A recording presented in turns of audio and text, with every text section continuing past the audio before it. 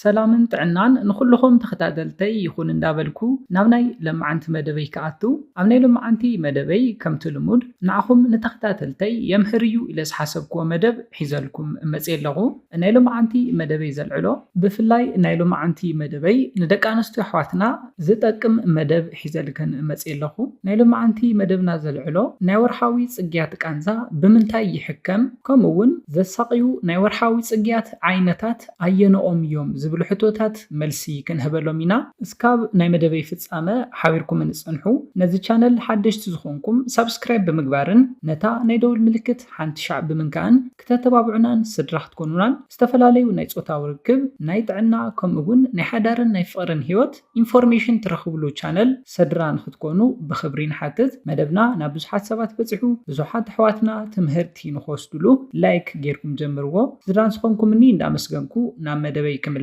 ቃንዛ ዘለዎ ወርሓዊ ፅግያት ኣብ ታሕተዋይ ክፋል ከብድኽን እዩ እቲ ቃንዛ ዝስምዐክን። እቲ ናይ ከብዲ ቃንዛ ከቢድን ቀሊልን ክኸውን ይኽእል እዩ። ካብዚ ብተወሳኺ ድማ ኣብ ሕቆኽን ወይ ድማ ኣብ ሸለፍክን እውን ቃንዛ ክስምዐክን ይኽእል እዩ። እዚ ቃንዛ ኣብዝሓ ግዜ ዝጅምር ድማ ኣብ እዋን ወርሓዊ ፅግያት ወይ ድማ ቅድም ኢሉ ክጅምር ይኽእል እዩ።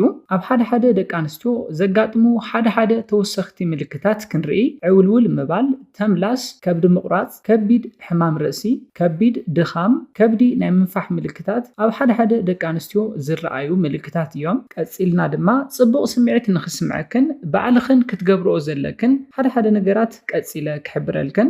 እቲ ቀዳማይ ንሪኦ ከምኒ ሞትሪን ወይ ድማ ኣድቪል ዝበሃሉ ከምኡ እውን ኣሌቭ ዝተባሃሉ ናይ ቃንዛ መዕገስቲ መድሓኒታት ውሰዳ። ናይ ወርሓዊ ፅግያት ምልክት ክትሪኣ እንተለኽን ቀልጢፍክን ምውሳድ ጀምራ። ንክልተ ሰለስተ መዓልቲ እውን ምውሳድ ቀፅላሉ። ኣብ መበል ካልኣይ ንሪኦ ድማ መሞቂ ፓድ ወይ ድማ ዝሞቐ ማይ ብብርጭቆ ጌርክን ኣብ ታሕተዋይ ክፋል ከብድኽን ግበርኦ። ኣብ መበል ሳልሳይ ንሪኦ ድማ ስሩዕ ኤክሰርሳይዝ ስርሓ ስፖርታዊ ምንቅስቃሳት ነዚ ፀገም እዚ ንምፍታሕ ይሕግዘክን እዩ።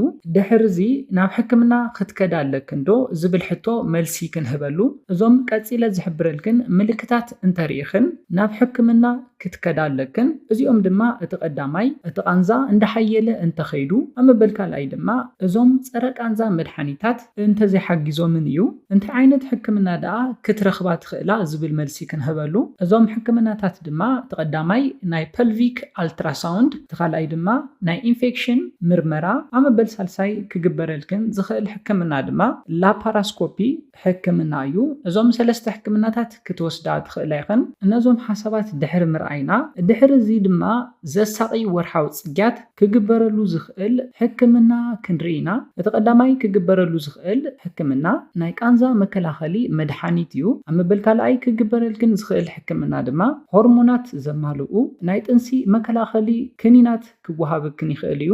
ከምኡ እውን ካብዚ ብተወሳኺ ካልኦት ናይ ጥንሲ መከላኸልቲ ሜላታት እውን ክግበረልክን ይኽእል እዩ። ስለዝኾነ እዞም ክልተ ሕክምናታት ናይ ዘሳቂ ወርሓዊ ፅግያት ሕክምናታት እዮም። ነዚ ኢለ ናይ ለማዓንቲ መደበይ በዚ ክዛዝም ካብ ናይ ለማዓንቲ መደበይ ዝኾነ ሓድሽ ነገር ከም ዝሓስክን ተስፋ ይገብር።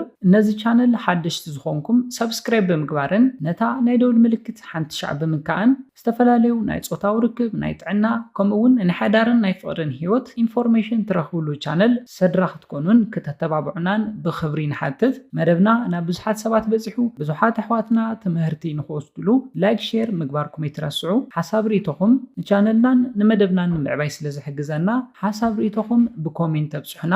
ብካሊእ መደብ ብካሊእ ሓሳብ እስካብ ንራኸብ ሰላምን ጥዕናን ንኩላትና ይቀኒየለይ።